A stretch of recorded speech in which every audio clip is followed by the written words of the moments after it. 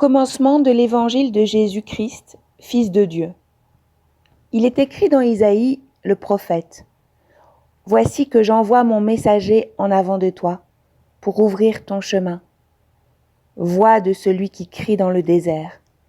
Préparez le chemin du Seigneur, rendez droit ses sentiers. » Alors Jean, celui qui baptisait, parut dans le désert.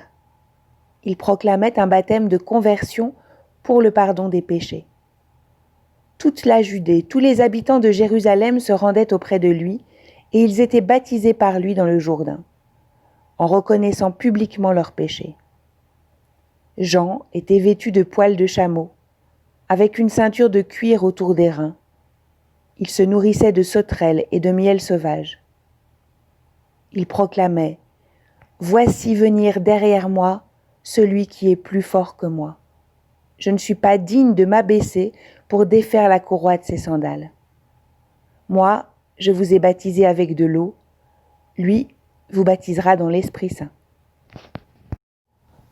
En quoi est-ce que ce texte de l'Avent prépare ton cœur? Se remettre en question, sans doute aussi. C'est une bonne période pour se repentir quand même un peu de ses péchés. Ah oui. Un peu de ses péchés, c'est dit textuellement, et c'est vrai que profiter de ce moment avant la naissance du Christ, d'être plus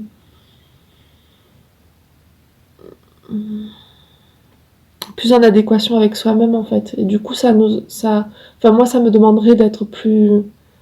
d'enlever certaines aspérités, de faire un travail sur soi.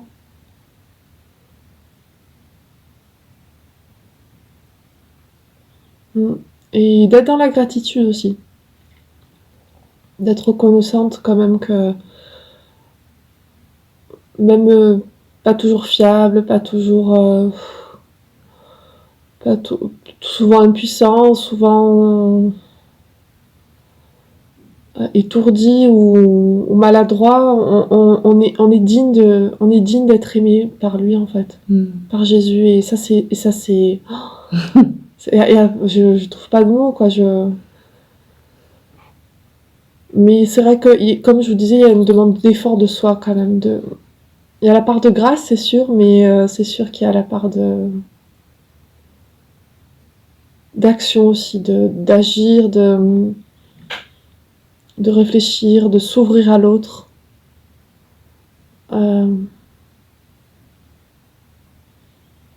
peut-être laisser l'Esprit Saint éclairer nos peurs pour qu'on puisse mieux les conscientiser, en fait. Et comme ça, arriver sans péché, je n'y crois pas, mais que ces péchés soient conscientisés, oui, au moins. Ouais. Déjà, au moins de conscientiser ces péchés. Comme ça, après, on peut les apporter au Christ et lui demander de nous sauver, de les nettoyer, de les aplanir, Donc ta prière, c'est que l'Esprit Saint nous aide à conscientiser, tu dis, donc ouais, à mettre la lumière sur nos péchés. La lumière sur péché, avec l'aide du Saint-Esprit. Ouais. Et ça c'est bon. Parce qu'en général, il fait en sorte que nous trouvions un ange ou incarnant une personne qui va nous ouvrir les yeux ou le cœur, et puis il va nous dire, bah, tu sais, il y a ça, ou tu peux penser ceci, ou tu peux faire cela, et ça peut